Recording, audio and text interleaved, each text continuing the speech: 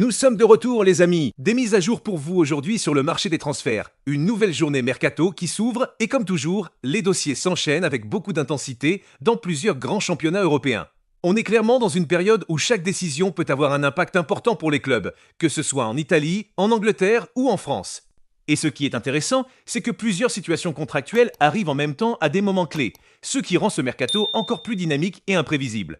On entre dans une nouvelle semaine qui pourrait être décisive pour plusieurs joueurs et plusieurs clubs. Certains dossiers sont déjà très avancés, d'autres sont encore en réflexion, et certains peuvent même complètement changer dans les prochains jours.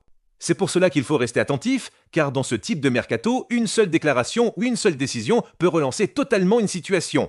Et aujourd'hui, on va justement parler de plusieurs cas importants qui attirent beaucoup d'attention sur le marché. Je commence par un nom, Dusan Vlahovic, et c'est un dossier très important, parce qu'à partir d'aujourd'hui, la Juventus a clairement fermé la porte aux joueurs, même publiquement. C'est toujours un signal fort dans le monde du mercato quand un club décide de communiquer aussi clairement sur un joueur encore sous contrat ou proche de la fin de son contrat. Le contrat de Vlahovic expire dans les prochaines 48 heures, et déjà depuis un moment, aucune prolongation n'était en discussion sérieuse avec la direction précédente. Cela montre bien que la situation était bloquée depuis un certain temps. Dans ce genre de cas, on comprend que le club prépare déjà l'avenir sans le joueur et qu'il cherche à passer à autre chose.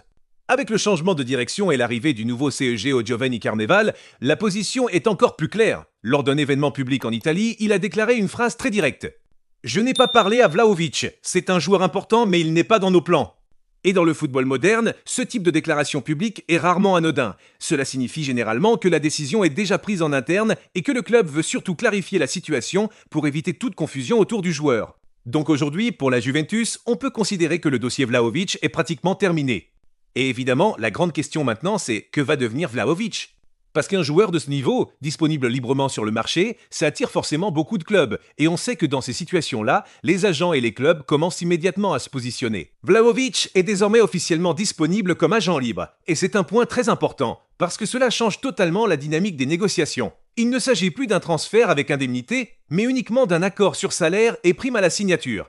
Et selon les informations disponibles, les demandes financières sont élevées, ce qui est logique pour un joueur de ce profil et de cet âge. On sait aussi que la situation a été assez tendue récemment entre Maresca et Chelsea. Le club pense qu'il avait déjà une idée de départ vers Manchester City avant même sa démission. Ce genre de situation crée toujours des tensions internes dans les clubs, surtout quand il y a un doute sur la loyauté ou sur les intentions d'un entraîneur. Maresca a finalement présenté ses excuses dans un communiqué officiel adressé aux supporters de Chelsea, ce qui montre que le club voulait rapidement calmer la situation. Et dans ce genre de cas, on voit souvent que les clubs préfèrent tourner la page rapidement pour se concentrer sur la suite. Chelsea, de son côté, a aussi tenu à conclure en mettant en avant l'arrivée d'un profil important comme Xabi Alonso, en insistant sur le fait qu'ils veulent avancer avec un projet stable et structuré. Mais malgré tous ces changements, Vlahovic reste un nom très intéressant sur le marché, surtout parce qu'il est rare de voir un attaquant de ce niveau disponible librement. Il a été proposé à plusieurs clubs en Espagne et également à plusieurs équipes en Europe. Et parmi les options concrètes, il y a notamment Beşiktaş, qui serait prêt à répondre à ses exigences financières. Mais selon les informations, le joueur ne veut pas se précipiter. Il veut attendre les autres opportunités possibles, notamment dans les grands championnats européens, avant de prendre une décision. Et c'est une stratégie assez classique dans ce type de situation, car un joueur libre de ce calibre essaie toujours de maximiser ses options avant de signer. Donc clairement, il faudra surveiller ce dossier dans les prochaines semaines. Du côté du Paris Saint-Germain, cela peut évidemment ouvrir la porte à d'autres mouvements, car chaque départ offensif peut entraîner une nouvelle stratégie de recrutement. Et dans ce contexte, plusieurs noms circulent avec des mouvements potentiels dans différentes directions, ce qui montre bien que le PSG va être l'un des clubs les plus actifs du marché.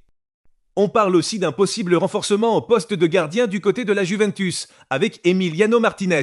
Mais pour l'instant, le dossier est compliqué, car Aston Villa ne semble pas prêt à le laisser partir facilement, surtout sans indemnité importante. Et dans ce genre de transfert, la valeur du gardien et son importance dans l'équipe jouent toujours un rôle majeur dans les négociations.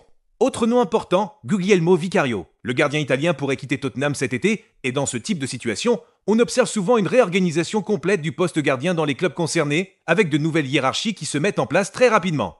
Pour la Juventus, cela pourrait représenter une opportunité intéressante, surtout si le profil du joueur correspond aux besoins du club. Enfin, du côté des transferts déjà bouclés, il y a un mouvement important en Premier League avec Harry Wilson à Leeds United. Un transfert déjà finalisé avec un contrat de 4 ans. Et c'est intéressant de noter que malgré des offres venues d'autres régions, notamment du Moyen-Orient, le joueur a privilégié le projet sportif de Leeds.